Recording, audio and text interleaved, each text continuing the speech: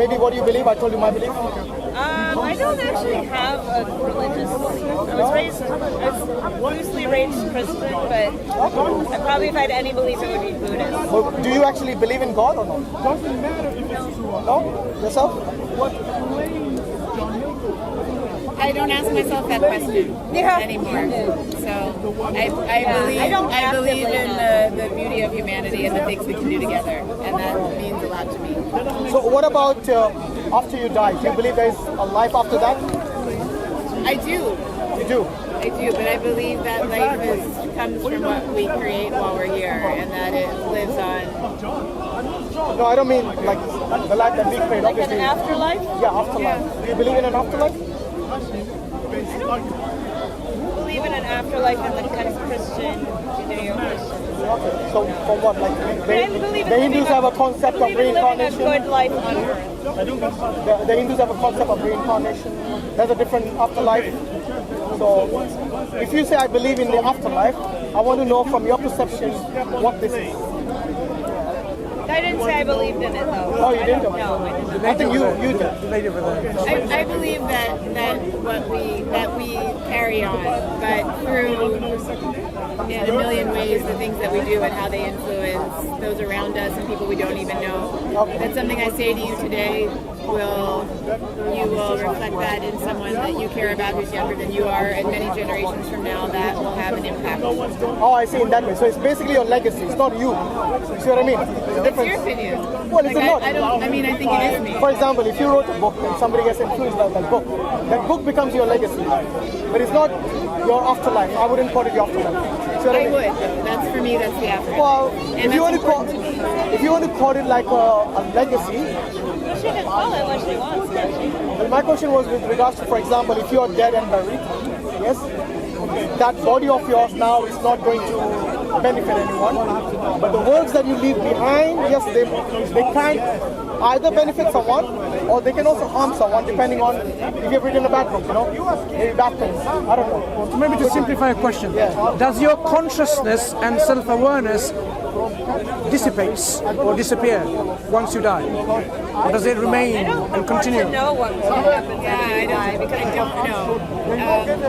And it fascinates me, the idea, the belief in the afterlife.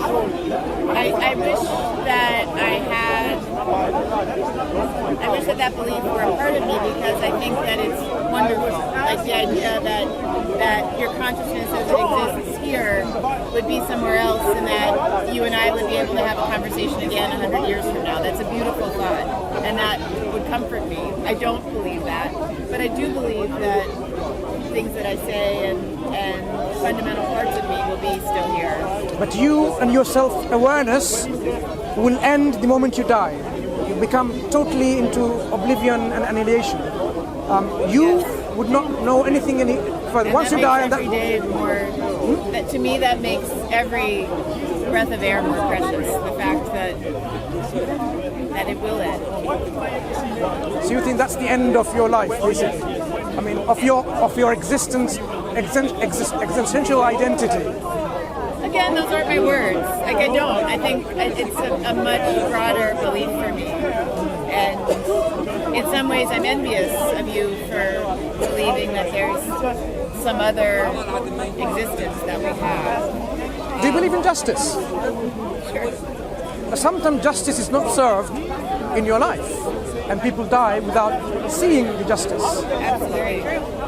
So what happens to this eagerness, this sense, the longing for the justice? Something's still not there. Justice is not done. So are you saying this is a very unfair existence? Unjust existence? Because justice is not served. I'm lucky, right, that my immediate needs are met every day. I'm not hungry. I'm safe in general, and that's really a special place that I'm able to occupy that I don't deserve any more than someone who doesn't have those things. There's no reason. So when people, I'm asking, there are many bad people out there in our world, right? There are many bad people from every culture, religion, whatever you call it. The bad people out there. And we may be bad, right? We have aspects of ourselves that are okay, bad. let's say we're trying to be good, but there are other people who are actually genuinely bad from our perspective. And they commit a lot of bad things, and people die unjustly. And justice has not been served. How is that possible? I mean, What is a just death? no, I'm saying justice needs to be meted out, right? Because you're saying But if you look at is it- an untimely death just? There are times when it's no, when it's I'm over. saying not about timely death. I'm saying death is just the span of your life. This is the end span. Once you die. Now, within this lifespan, if you have been wrong against, you want justice to be done. Because that's justice something, it is inherent within all of us. So I would say that when you're wrong, How did that come? that's the time to really think about what you're grateful for, and is that wrong so significant that you start to focus on getting that justice over appreciating what the rest of your life that No, is you don't. good. You don't forget and neglect. You have to, consider all of your life. But life is not just this. Because if you consider about life, I didn't ask to be here, born in this country or anywhere else. I'm not born in this country. I did not wish myself to come into existence, right? So it wasn't on me for me to exist. I was dependent on something else for my existence. As I come into existence, I see that already I am, in a way, programmed for everything. Who programmed it? It wasn't my mom and dad. Who gave me life? It wasn't something called Mother Nature, because Mother Nature doesn't have a brain. It's just a concept. Mother Nature doesn't have awareness, consciousness. Mother Nature didn't give us this life. Our parents didn't give us life. Some people think our parents give us life. If I died as a child, my parents, if they had the ability to give life, they would have given me life when I died. And again every time I die. The fact that parents cannot bring their dead child's life again, it demonstrates to us they did not have the ability, capacity, or power to give life. So they were only a means in a biological procreation. The life is something different. If I die now, suddenly something disappears from me, and I just fall dead, and then eventually all my organic function stops.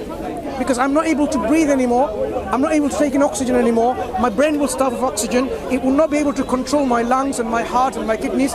One after another, the organs will fail, and eventually the whole body will collapse, and it will come to an end by this brain death. But I did not program any of that. And I don't think it is wise to even consider something that doesn't even exist with brains and neurons and synapses, like Mother Nature, did all of that. You know what happens when we bleed? I mean, I had a cut over there because there was a fight between somewhere, and was trying to, an autistic child was hurting the mother. We were all trying to stop this child. The child was a grown-up adult, but he's an autistic individual. So he scratched, and this is what I got. That's how I remember still. It was bleeding. You know what happened? It didn't continue to bleed. Something happened. A clot formed, and it stopped bleeding. Now, I'm sure if you are a science individual who studied science, you've realized a lot of processes started happening the moment I had a cut in my skin, and that specific blood vessel was open. You're explaining this to a nurse, you know that. Very good. So what happens immediately there? You had all the fibrinogens and fibrins, and you have platelets coming together and aggregating and forming a mesh. I'm a pharmacist. She's a nurse. You're a nurse. Very good. So we have this understanding that this then closes this particular leak in the blood vessel. Now, how did that happen without even my conscious knowledge? I don't even know that what's happening. I mean, as a nurse, you don't even know that you're actually doing that. It's happening without your knowledge, but it's there because a process is programmed. Or walking or any of that, we don't think about it, but you and I have come to a different conclusion from the same evidence. And I've really enjoyed this, and I wish you all the best. Thank you for the conversation. Okay. Have a good day. You take care. Bye-bye.